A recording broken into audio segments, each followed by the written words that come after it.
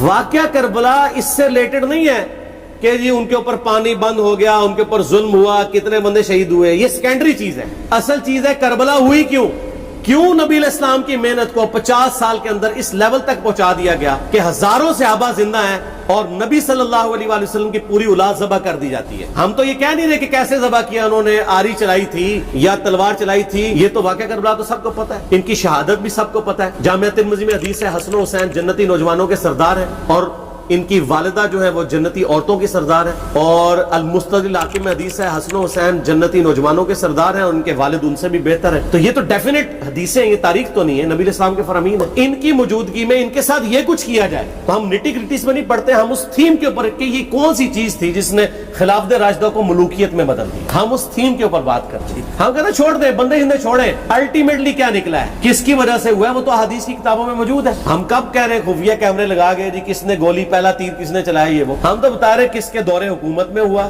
اور ان کا اپنا کردار کیا تھا، اس کو کس طریقے سے لا کے تخت پہ بٹھایا گیا. وہ ساری کی ساری چیزیں تو سامنے ہیں، وہ تاریخ کی کتابیں نہیں ہیں، حدیث کی کتابیں ہیں. اگر آپ کہتے ہیں کہ بخاری مسلم سے ہم نے صرف رفع الیدین کی حدیثیں لینی ہے یا ایمانیات کی حدیثیں لینی ہے اور باقی جو بخاری اور مسلم میں آل امیہ کی بدماشیوں کو ننگا کیا گیا ہے وہ ہم نے نہیں لینی ہے، تو سر پھر آپ اپنے آپ کو کلیئر کٹ، پھر ہم آپ سے واقعہ کربلا نہیں ڈسکس کریں گے، حجیت حدیث میں بات کریں گے. آپ کو اپنے آپ کو منکرین حدیث کہنا پڑے گا، یہ آپ اسکروٹنگ کیسے کریں گے؟ اس سے بڑی بات مجھے یہ بتائیں کہ عظمت صحابہ بڑی چیز ہے یا عظمت محمد رسول اللہ صلی اللہ علیہ وآلہ وسلم؟ تو بریلوی یہی تو رونا رو رہے ہیں، وہ کہہ رہے ہیں جی قرآن میں تھوڑی آیات ہیں، آپ پھر مڑ مڑ کے پڑھتے ہیں قل انما انا بشر مثلکم، اس میں تو نبی علیہ السلام کی تنقیص ہو رہی ہے. تو ہم ان کو کیا کہتے ہیں کہ تنقیص مقصد نہیں، نعوذ باللہ نہ ہو رہی ہے، آپ افضل البشر ہیں لیکن آپ کی سپیشیز بشر ہے، یہ ہم اپنا عقیدہ سمجھتے ہیں، وہ اس کو تنقیص شمار کرتے ہیں. تو پھر اس وقت آپ بھی بریلویوں کی بات مان کے تو یہ آیات پڑھنا چھوڑ دیا، آپ کہتے ہیں نہیں آیات ہے کیوں نہ بیان کریں، تو ہم بھی کہتے ہیں احادیث ہے کیوں نہ بیان کریں. کہ صحیح بخاری میں حدیث ہے 2812 عمار کو ایک باغی جماعت قتل کرے گی، وہ جماعت دوزخ کی طرف بلا رہی ہوگی اور عمار ان کو اللہ اور جنت کی طرف بلا رہا ہوگا. اب اس کے نرغے میں جو آتا ہے وہ آئے، میں اپنے نبی سے ٹکر لے لوں. آپ لوگوں کے منہ کا خیال رکھتے ہوئے کہ میں نبی علیہ السلام کو کہوں کہ آپ نے کیوں ایسی بات کر دی کہ مولا علی کے مخالفین کو آپ نے دوزخ کی طرف بلانے والی جماعت کہہ دیا، تو لیں آپ ٹکر، جائیں سیدھا دوزخ میں. اور تھوڑی جرت کریں، آپ یہ کہا کریں کہ اے اللہ، اپنے لیے کہا کریں کہ اللہ تعالیٰ آپ کا حشر یزید اور یزید کے آباء و اجداد کے ساتھ کرے اور اس کی اولاد کے ساتھ. ہم کہتے ہیں کہ اللہ تعالیٰ ہمارا حشر جو ہے وہ مولا حسن حسین، مولا علی علیہ السلام اجمعین اور اہل بیت کے ساتھ کرے، آمین. اور آپ میں تو اتنی جرت نہیں آپ یہ بات بھی کر سکیں کیونکہ ان کو پتہ ہے.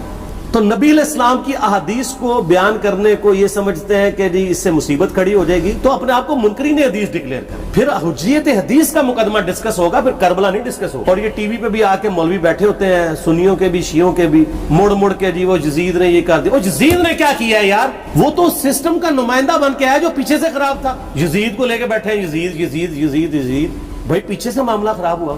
اگر نہیں یقین آتا تو یہ بخاری مسلم کی میں نے آلموسٹ 200 سے زیادہ احادیث مین اسٹریم کی کتابوں سے اکثر بخاری مسلم جمع کیے پڑھے. اور سر میں نے تو ان کو چیلنج دیا ہے یہ حدیثیں پڑھ کے نا اپنے ممبروں سے صرف ان حدیثوں کی تشریح اپنی پبلک کے سامنے کر دیں، نہیں کر سکتے تو پھر لعنت کے مستحق تو ہو رہے ہیں حق چھپا کے، اور قیامت الدین کے منہ پہ لگام ڈالیے. اور پھر مڑ کے کہتے ہیں نہیں جی وہ کچھ چیزیں خاص ہوتی ہیں وہ عوام الناس کے سامنے نہیں کرنی چاہیے، وہ صحابہ کرام بھی بعض کا ایسی باتیں پبلکلی نہیں کرتے تھے. میں نے اس کے اوپر بڑا ایک میرا کلپ ہے یوٹیوب پہ، مولا علی سے متعلق 5 جھوٹ، تو میں نے کافی ساری چیزیں اس میں ڈسکس کی ہیں. لیکن میں یہ کہتا ہوں کہ اللہ کے بندو، جو چیزیں نبی علیہ السلام نے منع کی ہیں بیان کرنے سے وہ تو ہم ڈسکس کر بھی نہیں رہے. میں نے آج تک آپ کو منافقین کے نام بتائے، آپ نے حذیفہ ابن یمان کو بتائے تھے نا آپ صلی اللہ علیہ وآلہ وسلم نے، صحیح بخاری میں آتا ہے، تو میں نے آپ کو بتائے، آپ رازدار رسول تھے، وہ ختم ہوگی بات. میں نے کبھی ڈسکس کی ہے؟ اگرچہ میں نے صحیح مسلم کی حدیث 7035 نمبر ڈسکس کی ہے کہ نبی علیہ السلام نے فرمایا میرے صحابہ میں 12 منافق ہیں، وہ کبھی بھی جنت میں داخل نہیں ہوں گے یہاں تک کہ سوئی کے ناکے سے اونٹ نہ گزر جائے، اور ان میں سے 8 ایسے ہیں جس کی کمر پہ دوبیلا پھوڑا نکلے گا. میں نے آج تک آپ کو بتایا کہ کس کس کی کمر پہ دوبیلا پھوڑا نکلا اور اس کی موت اسی پھوڑے میں ہوئی ہے، بتایا؟ تو میں تو وہ چیزیں ڈسکس بھی نہیں کر رہا، میں وہ چیزیں ڈسکس کر رہا ہوں جو نبی علیہ السلام نے علامات النبوہ میں بتائی ہیں. یہ امام بخاری حدیث نبوت کی دلیل کے چیپٹر میں لے کے آئے ہیں، اور امام بہقی نے 3500 احادیث پر مشتمل ایک کتاب لکھی ہے دلائل النبوہ، کہ ہم نبی صلی اللہ علیہ وسلم کو نبی کیوں مانتے ہیں. اس کے اوپر اور اس میں یہ ساری حدیثیں عمار بن یاسر کے قتل والی لے کے آئے ہیں، بتانے کے لیے کہ دیکھیں ہمارے نبی علیہ السلام کی نبوت کی دلیل ہے کہ آپ نے اپنی وفات کے آلموسٹ 30 سال کے بعد ہونے والے واقعے کو پہلے ہی بتا دیا۔ یہ حدیثیں چھپانے والی نہیں، بیان کرنے والی ہیں، علامات النبوہ کی حدیثیں۔ آپ کہتے ہیں چھپائیں، اگر کوئی حدیث دنیا میں نہیں چھپائی جا سکتی نا تو علامات النبوہ والی حدیث ہے، کیونکہ وہ تو نبی صلی اللہ علیہ وسلم کی نبوت کو جسٹیفائی کرتی ہے۔ ورنہ میرا ایک معصومانہ سوال ہے کہ نبی صلی اللہ علیہ وسلم نے یہ باتیں کر کے ان کے زوم میں نعوذ باللہ امت کو مصیبت میں ڈال دیا۔ آپ نے خود ہی فرمایا کہ یہ ہوگا، کیوں فرمایا آپ نے؟ میں تو بیان کر کے مجرم ہوں، تو جس نے مجھے خبر دی ہے ان کے بارے میں آپ کا کیا خیال ہے؟ یہ مسند احمد کی حدیث یہ میں نے گھر بیٹھ کے بنائی ہے کہ میری بیوی کا کیا حال ہوگا جس پہ حوض کے کتے بھونکیں گے۔ تو سیدہ عائشہ سے مجھ سے زیادہ نبی الاسلام کو محبت تھی، لیکن آپ اللہ کے پیغمبر تھے، آپ نے اپنے گھر کی خبر بھی نہیں چھپائی، بتا دی کہ یہ ہوگا۔ اور اس سے بڑھ کے آپ صحیح بخاری میں دیکھیں عمار ابن یاسر کا خطبہ ہے، میں نے یہ سارا، پریشان نہیں ہونا، یہ ریسرچ پیپر میں سارا کچھ موجود ہے اور کوئی چیز بھی ایسی نہیں جو اس میں سکپ ہو۔ صحیح بخاری میں خطبہ ہے کہ عمار ابن یاسر کو مولا علی نے بھیجا کوفے میں، کوفے والے نیوٹرل ہو گئے تھے کیونکہ بصرہ سے سیدہ عائشہ آ رہی تھیں، اور وہاں پہ انہوں نے کہا نہ ہم سیدہ عائشہ کا ساتھ دیں گے نہ مولا علی کا دیں گے۔ تو عمار ابن یاسر کو تیار کرنے کے لیے، یعنی وہاں کے جو عوام تھی اس قتال کے لیے، مولا علی نے بھیجا۔ تو سیدنا عمار ابن یاسر نے وہاں پہ کوفے کے ممبر پہ خطبہ دیا، بخاری کے الفاظ ہیں، اوپر والی سیڑھی پہ عمار ابن یاسر نے حسن ابن علی کو بٹھایا، حالانکہ حسن ابن علی سے 4 گنا بڑی عمر تھی عمار ابن یاسر کی، 90 پلس ہو چکے ہوئے تھے، 3-4 گنا ان کی عمر تھی، لیکن اہل بیت کا احترام کیا، خود نچلی سیڑھی پہ بیٹھے۔ بخاری کے الفاظ ہیں کہ اے لوگو اللہ نے تمہیں آزمایا ہے، ایک طرف دنیا اور آخرت میں تمہارے نبی کی بیوی ہے سیدہ عائشہ، دنیا اور آخرت میں، یعنی عزت اپنی جگہ قائم۔ یہاں لوگ سمجھتے ہیں کسی کی غلطی آ گئی تو پتہ نہیں کیا ہو گیا، وہ یار اس کا مرتبہ اپنی جگہ ہے، غلطی اپنی جگہ ہے، پیغمبر نہیں ہے وہ۔ اور دوسری طرف علی ابن ابی طالب ہے، اللہ اب دیکھے گا تم عائشہ کی اطاعت کرتے ہو یا اللہ کی، علی کی نہیں اللہ کی۔ کیوں؟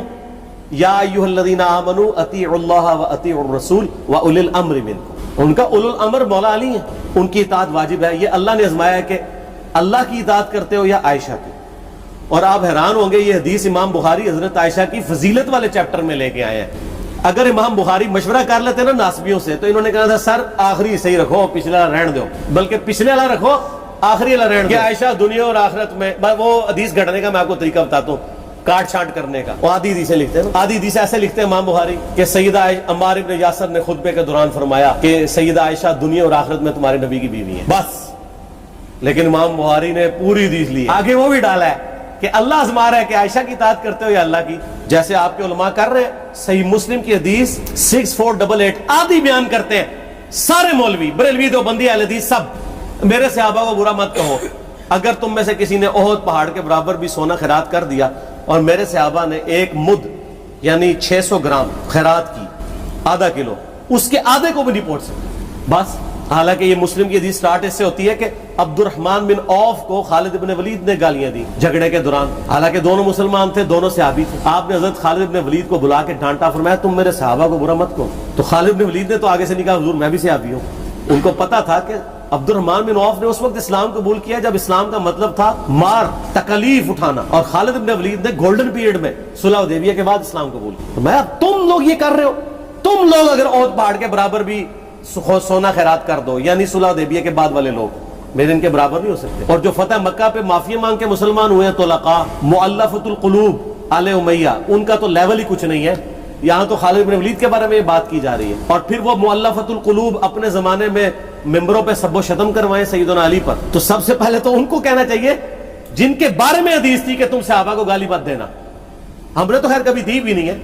اور میں یہ آخری جملہ ان کو ایسا بولتا ہوں کہ جو ان کے دماغ تک ڈرل کر جائے گا کہ آل امیہ نے جو کچھ اپنے دور کے اندر سیدنا علی کی گستاخیاں کی ہیں نا، ہم نے تو ویسی کوئی ایک گستاخی بھی آل امیہ کے بارے میں نہیں کی ہے۔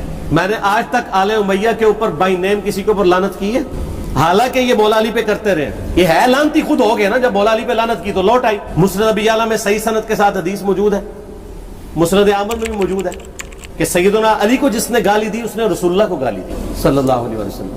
جب ام سلمہ نے کہا تھا، شیخ زبیر صاحب نے اس کو تحکیم میں صحیح لکھا ہوا ہے فٹ نوٹ کے اوپر، کہ لوگوں تمہارے ممبروں پر رسول اللہ کو گالیاں دی جاتی ہیں، تو انہوں نے کہا معاذ اللہ، ہم کب کہیں گے؟ ایسا نہیں ہو سکتا. تو ام سلمہ نے کہا تم لوگ علی اور اس سے محبت کرنے والوں پہ گالی گلوچ نہیں کرتے ہو کیا؟ جبکہ میں نبی کی بیوی کہتی ہوں کہ سب سے زیادہ رسول اللہ سے محبت، سیدنا علی سے محبت نبی صلی اللہ علیہ وآلہ وسلم کرتے تھے. لہٰذا جب یہ تم کہتے ہو نا علی پر لعنت، علی سے محبت کرنے والوں پہ لعنت، تو یہ لعنت تو تم نبی علیہ السلام تک لے کے جا رہے ہو نعوذ باللہ، کیونکہ علی سے محبت کرنے والا تو پہلے نمبر پہ نبی صلی اللہ علیہ وآلہ وسلم ہے. اور پھر کہتے ہیں سب کا مطلب وہ تنقید ہے. اور نہ، پرانیاں گلاں، پرانے بابے، پرانے بزرگ، جھوٹے ہو. صحیح مسلم کھولو 6229 غدیر خم سے اگلی حدیث، لعن اللہ ابا التراب کے الفاظ ہیں، مٹی والے ابن ابی طالب پر لعنت، یہ الفاظ موجود ہیں. سب کا ترجمہ لعنت ہی ہے، تنقید نہیں ہے. اچھا پھر میرا معصومانہ سوال ہے کہ اس کا مطلب ہے صحابہ پہ تنقید کرنا اچھا کام ہے؟ کہیں گے نہیں. تو بتاؤ یہ برا کام کون کرتا تھا؟ شیعہ کا ابا کون ہے؟ رافضیوں کا ابا کون ہے؟ آل امیہ. تو لہذا شیعہ نو میں کہنا کہ تسی شیخین کے اوپر بکواس اور تبرہ کرنے کی بجائے نا آپ لوگوں کو حقائق بتائیں کہ ٹوٹی کمند کہاں. یہ سب مجرمین آل امیہ، اور یہ آل امیہ اور بنو ہاشم کی لڑائیاں نبی علیہ السلام کی بعثت سے پہلے چل رہی تھی، صدیوں سے چل رہی تھی. وہ تو پھر اللہ نے بنو ہاشم کو نبوت کے لیے چنا تو ان کو یہ پھر جیلسی ہضم نہیں ہوئی، وہ چیز آگے چلتی رہی. خیر چھوڑ دیں، ایک تلخ ٹاپک ہے. صلاۃ بر محمد و آل محمد، اللہم صلی علی محمد و علی آل محمد.